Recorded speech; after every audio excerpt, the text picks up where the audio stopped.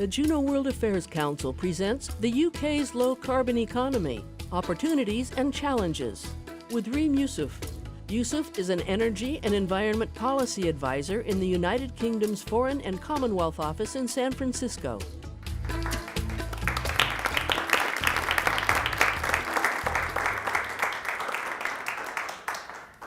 Thank you. Thank you everybody for being here, and thank you to the World Affairs Council for the opportunity to speak to you. It's truly an honor to be here in Juneau, so thank you so much.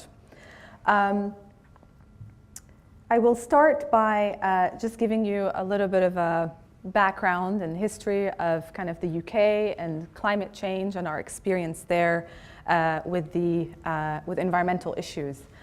You may know that back in the 50s, there was a great smog in London that polluted the air, and a lot of people were suffering from that, and a lot of people died. This really put air pollution on the radar, on the government's radar. And a few years after that, the Clean Air Act was introduced.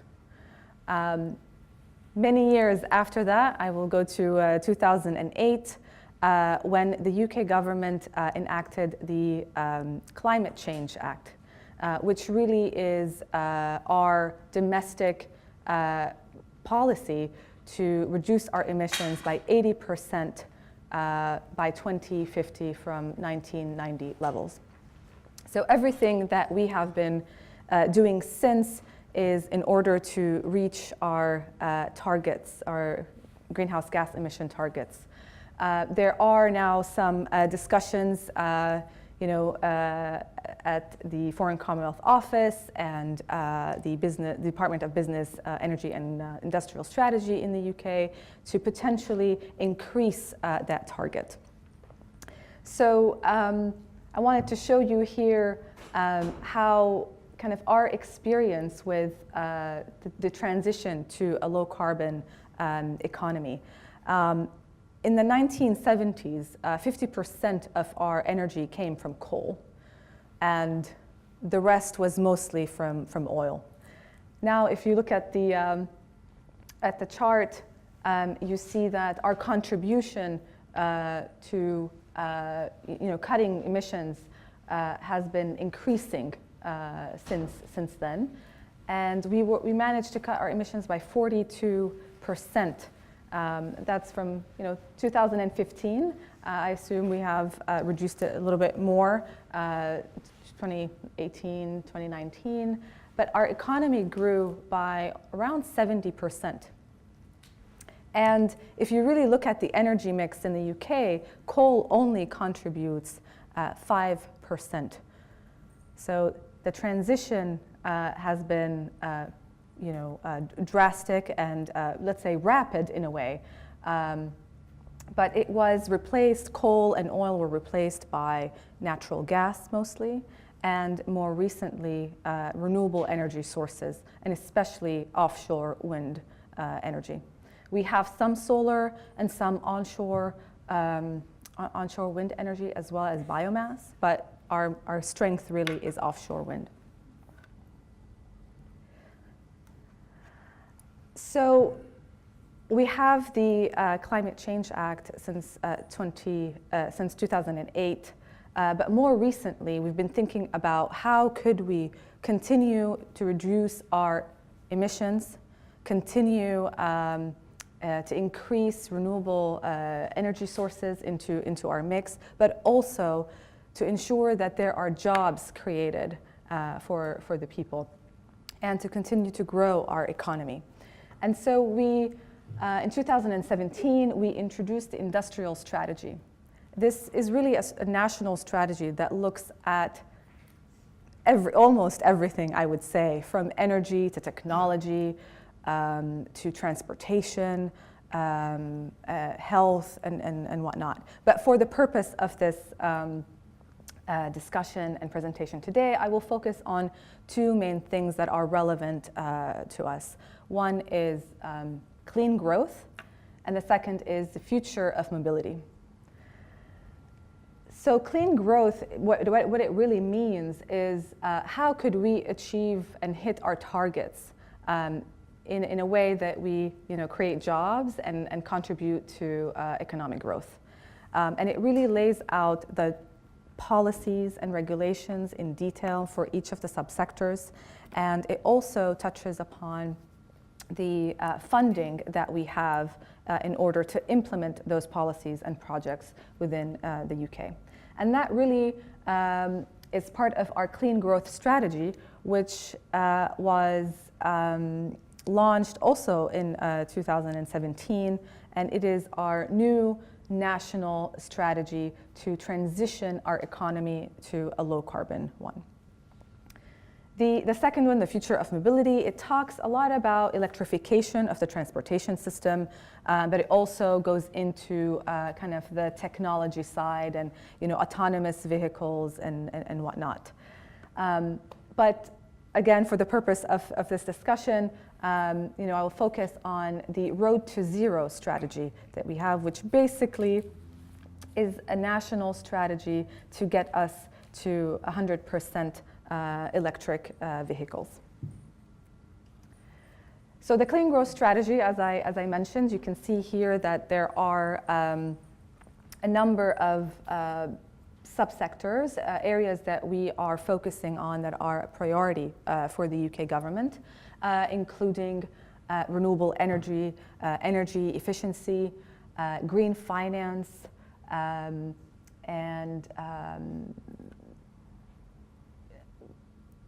smart and flexible power, which really is around kind of Internet of Things and cybersecurity that affect potentially the grid and how to make this transition smart. The key initiatives within the clean growth strategy, as I mentioned, green finance is a very important thing for the UK government. As you know, London is a financial hub, but how could we also get London to think about green finance, to think about investment that is good for the world and for the population. So in order to enable this transition in the UK and get industry to work on this with us, we launched the Green Finance Task Force, which was it was led by the government, but also in collaboration with the City of London and the Mayor's Office, given that London, again, is a financial hub, in addition to folks from industry, so the banks, the big corporations, insurance companies. And so we created also something called the Green Finance Institute that will kind of do the research necessary in this area to enable this transition. There are a few more. I will touch not on all of them for the sake of time, but another big priority for the UK is energy storage and battery. Obviously, with all these renewable energy sources and wind, offshore wind energy, especially in the UK, how could we integrate storage and battery into the system in order for people to, use clean electricity and energy when the wind and the sun, when the wind is not blowing and the sun is not shining. So we created the Faraday Institute, and within that, the Faraday Battery Challenge. And we created a fund around £246 million to enable research and development into batteries and storage. So a lot of researchers, academic institutions, and entrepreneurs in the UK are collaborating and working together to solve a lot of the issues, especially storage at scale, and to make storage and battery more financially viable. Other things are hydrogen. This is something very new to us, but we are looking at the hydrogen economy and how we could use hydrogen for transportation, but also for heating systems and storage. Heat networks is another one, and carbon capture, usage, and storage. This is really more for kind of the more traditional energy. So as part of the clean growth strategy also, we talk a lot about investment in innovation. There's a lot of innovation in the UK that is happening in the lab, at research institutions, at labs, at universities. But how could we get those innovations from the lab to the market, not just in the UK and Europe, but also to the US and elsewhere in the world? So domestically, however, we are investing a lot in transportation. As you can see here, transportation and heating are the main contributors to greenhouse gas emissions in the UK, similar to the US. So we are facing similar challenges to you. And then you can see where we did a mapping of where the innovation is happening in the UK and where the clusters of innovations are. So we have a number of so the battery and storage research happens a lot in the Oxford, Cambridge area, and we work closely with our partners in the US on that. The north, in Scotland, a lot of offshore wind generation and development takes place there. So you see a lot of investment being channeled in that area. So I mentioned the Road to Zero strategy, and that was launched in 2018. And really, what we're looking to do is to get all cars, vehicles to be electric by 2040. And what's great about this strategy is that we worked very closely with industry, with auto manufacturing companies in the UK. And so after we launched this, also the City of London, so you see municipalities and mayor's offices also kind of doing similar work. And some announcements came out later from car companies like Jaguar Land Rover that they would go completely electric by 2020. So it was a great initiative between government and industry. And you can see here our Prime Minister speaking and opening the Zero Emission Vehicle Summit that took place last September in the UK. And it was really, we convened governments from around the world, but also major industry players to talk about the future of mobility and the need to electrify and transition away from conventional vehicles and transportation. During that summit, we also launched the Birmingham Declaration, which was an agreement, a declaration that the UK put together and got some countries and subnational entities from around the world to sign and join this alliance that is, just basically that we're all committed to electrify our transportation systems. So that was kind of our domestic work. But what does it mean for the US, for Alaska, for the rest of the world, really? The UK is, we consider the UK to be a leader in the transition to a low-carbon economy. We support and we're part of the Paris Agreement, and our targets through the Paris Agreement are exactly our targets domestically. So we're very committed to that, and we want to work with countries and states around the world to make the Paris Agreement happen. So one of the things that we've been working on with Canada is the UK-Canada Powering Past Coal Alliance. It is an alliance that we launched at COP in 2017. And basically, it's calling governments, companies, organizations, other stakeholders like utilities to commit to phasing out unabated coal. So we worked closely with some of the states, and I'll talk a little bit more about that in a little bit. But also we have the e-mobility declaration that we launched in 2018 based on the Birmingham Declaration, and it was very popular that it was later kind of relaunched again, let's say, at COP in Poland recently. And we worked with our Polish counterparts on that. I should also mention that we are considering to bid to COP 26 in 2019, and that will be a great opportunity for us to host COP in the UK and to work even closer with governments around the world and to show the UK's leadership. Because we are in Alaska, I should mention that we are also an observer to the Arctic Council and have been working with the state and other Arctic governments around the world on that.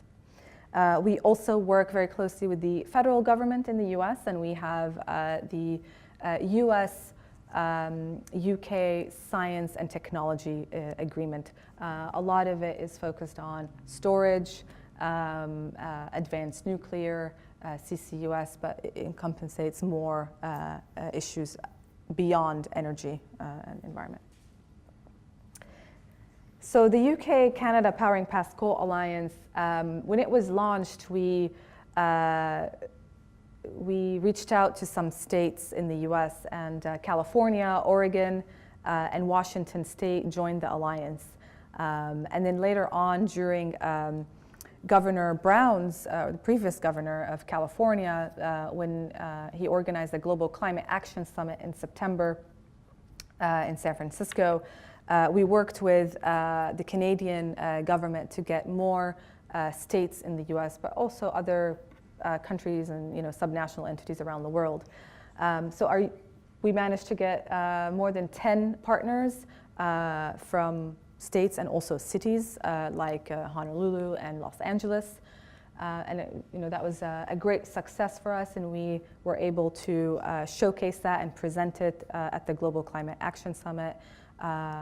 We had our minister and the climate envoy there to present that. I mentioned also the UK and Poland e-mobility initiative. Washington State was the first to sign and to join the alliance, and we are still, always looking for new partners and to continue partnerships with existing partners as well. So, what are the UK priorities in the US, and what do we do? We really focus on two things: policy and prosperity. Policies, a lot of it is looking at what is happening in the US on a federal level, but also state and city level, trying to see what could we learn from our US stakeholders and partners, and what information could we share as well with you in order to enable this transition. Prosperity, it's very important for us, and for you as well, is to create jobs and to grow the economy. And so we work with companies very closely in the US that are interested in opening their offices in the UK, and British companies coming here as well. So in terms of the energy and environment work that we do at the US network, so we have a team of 5, and we work very closely with the embassy in DC and our colleagues in London to enable these partnerships and agreements and policies. Our priority areas in the US are, we can divide them into 2: low carbon and then kind of energy, the traditional energy. Electric vehicles, energy storage, offshore wind, resilience, these are kind of the main things for us. And similar to, in terms of the energy side, oil and gas, but also phasing out coal and enabling that transition to ensure that there is a just transition for people. That's very important. So we look at not just the policy, but also innovation, technology, what is happening in San Francisco or in Juneau or in New York, and how could we build those partnerships. So our embassy is in DC, obviously, and we have a number of other consulates. We have 8 consulates, and then we have other people, around the network who kind of, enable the government to do all this work in the U.S. So in terms of what we do on the West Coast for energy and environment, I mentioned kind of the 10 U.S. states and cities that joined the Powering Past Coal Alliance, but we also work with the Breakthrough Energy Coalition as well out of Seattle and DC and San Francisco. And it was working with the private sector and investors is also a very critical part of our work to ensure that they are channeling their investments into this transition to a low carbon economy. We also have a memorandum of understanding around climate change with Washington State. In California, there is another memorandum of understanding between Scotland and California to work on offshore wind energy. And there are a few others here. But in terms of the opportunities and challenges, we've had a few, we have multiple, my colleagues and I had a few meetings here and in Fairbanks, and it seems that a lot of the challenges that you're facing are very similar to what we are facing in the UK in terms of that transition to a low carbon economy. There is the piece around policy and regulation, and sometimes the technology is there. It's just we need to have the right regulations to enable them, and sometimes it's the other way around. We have a lot of agreements as well and work around innovation and research and development with research institutions around the US. It could be around cybersecurity, storage, and whatnot. There are lots of opportunities as well, in addition to those challenges. The UK and the US have a special relationship for many, many years, and we want to continue working with the US and with states like Alaska for the future. And that is why we are here right now. So thank you, and I am happy to take some questions.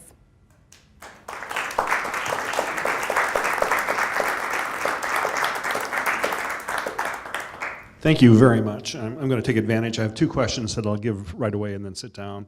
The first is in terms of the laws that have been established. You've mentioned a couple of them, most recently, I think the 2017.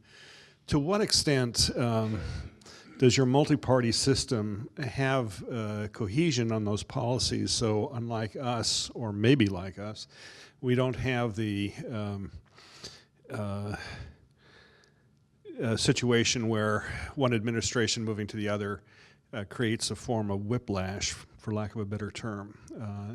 Is there greater unanimity about the direction that the UK is going among all the major parties in the US? That's question one. The second is with respect to the goal of 2140, going to all electric. You mentioned working with industry. Particularly interested in knowing what reactions BP, Royal Dutch Shell, Exxon Mobil, to name 3 of the big players in the UK, have played in this, and if there are any things that might be helpful for us in gaining insight about how they have dealt with the issue within the UK versus the US? Thank you. Thank you. I'll start with the second one. It's, I can't really speak on behalf of BP or any of the companies and what their strategies are, but from kind of what we've seen and from our knowledge of their involvement in the strategies has been pretty positive. And we, you can look at what BP has been doing and other companies in the industry. They've been investing a lot in storage, battery technology, kind of investing in new technologies and innovation outside of their traditional operations. So it seems like a lot of companies are aware that things are changing, and they want to be part of the new industry. They want to be part of this future. And this is also, with the car manufacturing companies as well. Rolls-Royce and, Jaguar in the UK, they have been, they are on board, they have been part of discussion. And I think it's very important to bring all these stakeholders together to have these discussions. So it makes sense for government, it makes sense for the environment, but it also makes sense for industry. In terms of your first question, yes, I mean, it's, things are different in the UK. Climate change is an issue for the majority of people and the majority of officials in government. So it wasn't really a question of whether we should put together a clean growth strategy. It wasn't a question of putting these policies in place. Almost everybody is concerned about the environment and the climate changing, but also they see the economic value of this transition.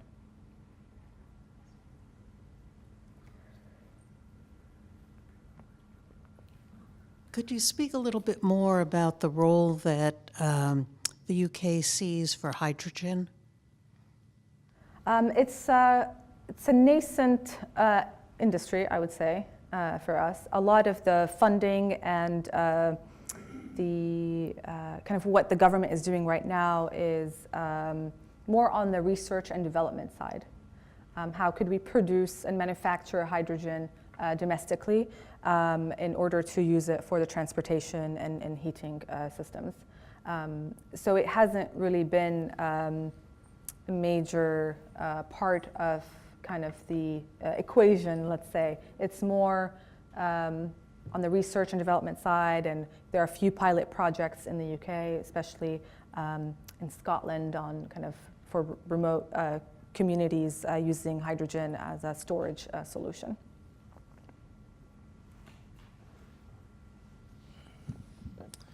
Thank you, Reem, for spending your time, and it's also a pleasure to listen to a Brit who actually speaks English. And I should clarify, I'm not British, I'm American, but you have yes, to be, yes. So I noticed you say that the UK has switched to primarily natural gas and offshore wind, which makes a lot of sense. But I didn't see any reference. I mean, the UK is an island country, and yet I saw no research into tidal or wave energy, and I just wondered if there is any R&D being done on that. Thanks. Yes, absolutely. There is a lot of research on wave and tidal energy. It's, I haven't mentioned it in the presentation or the slides because it doesn't really contribute to the energy or electricity mix for the country.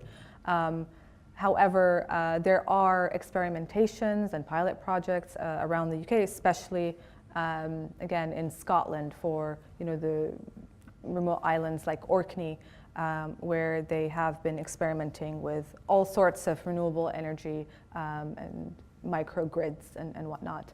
So similar to hydrogen, I would say offshore renewables, excluding wind, the focus for us is research and development and piloting in order to get the cost down. I mean, that's the main issue.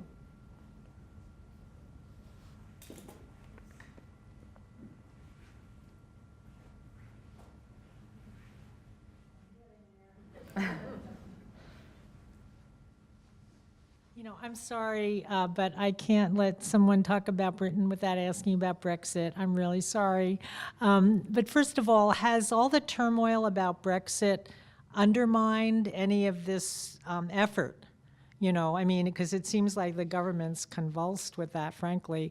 And so it just seems like they're marching ahead so peacefully, and I just wondered if the turmoil has undermined that. And then also, what do you think it will in the future, I guess, do you have any thoughts on, in the future, how it'll affect the whole climate change strategy? Yes, thank you. It hasn't, no. It hasn't really affected our work on energy or climate change. And that's really because our clean growth strategy and the Climate Change Act are domestic legislations, they're policies that we are working on, and we have to hit those targets. And it doesn't really have to do with leaving the European Union. I mean, we are obviously part of the Paris Agreement, and we have those targets as part of the agreement and as part of the European Union, but our domestic targets are exactly the same as those as part of the European Union. Yeah, I mean, it hasn't really affected our work, and we're continue to see more strategies come in and more policies, and a lot of kind of interest from the UK to continue working in that area, and on things like the carbon trading and cap and trade. We are thinking about what we would do after Brexit, but for the time being, everything will be in status quo. Everything will be the same, and we will continue with these policies and agreements until if they need to be changed, then they will. But luckily, we're seems like we've been okay with that.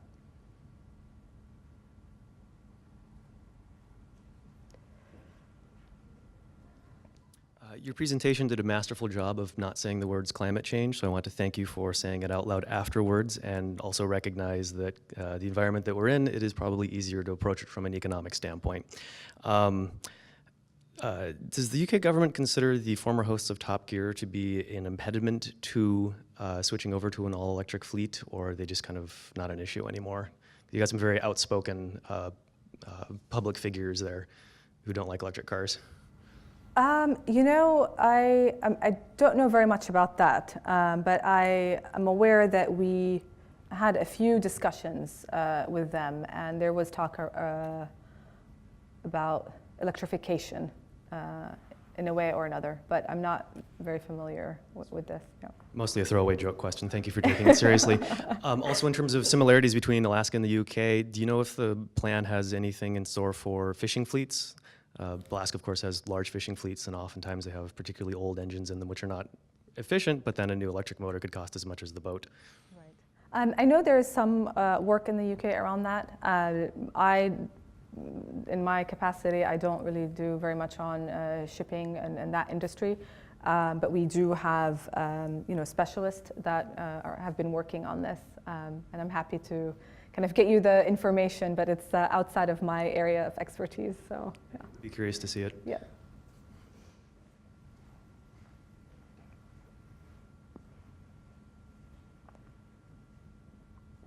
And I'm just looking for a reminder, I think it was your first slide, started with a date in the 90s. What was the date or the year that the climate change law was put into effect? The Act, the Climate Change Act. 2008. Oh, that was in 2008, okay. And Yes. that first slide, I think, started in the 90s? So what was that first point? Was there something enacted in the 90s? No, nothing has been enacted in the 90s. It was in the 50s, the Clean Air Act. But in 2008, we put the policy to reduce our emissions by 80% from 1990 levels. So then later on, in 2015, we did the assessment, and we found that we managed to reduce our emissions by 42% from 1990 levels. What's interesting is that it was declining. That lower green line shows a decline not starting in 2008, but much longer before. Was there something that, was it the Clean Air Act that was responsible for that? Yes, I mean, for instance, coal has been, we've been trying to phase out coal before that, from, I mentioned that in 1970, coal was 50% of our energy mix.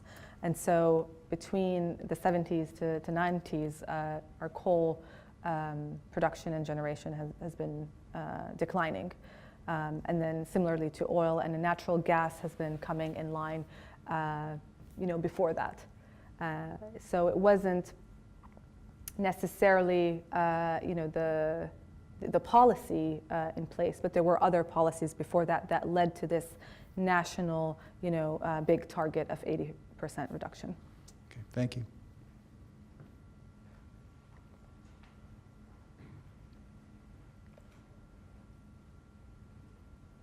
I just wanted to ask you about if you know anything about ocean acidification in the UK. I know that in southeast Alaska, we're kind of at ground zero for it based on the circulation patterns of the marine waters.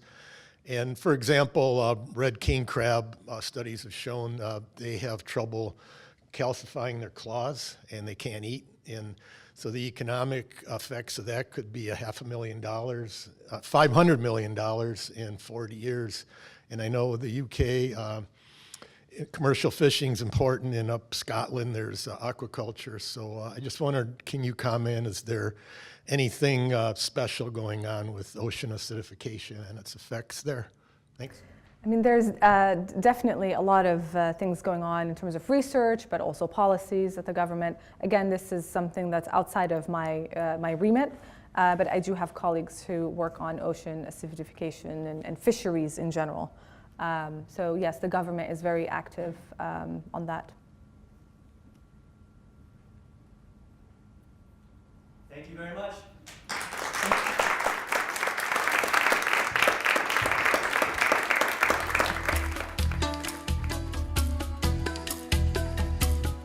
That was Reem Yusuf in this Juneau World Affairs Council presentation, produced in collaboration with KTOO. It was recorded February 28, 2019 in the KTOO studio in Juneau, with support from AEL&P, Coeur Alaska Kensington Mine, Haight and Associates, Ramada by Wyndham, Sea Alaska, the University of Alaska Southeast, and Wastman and Associates.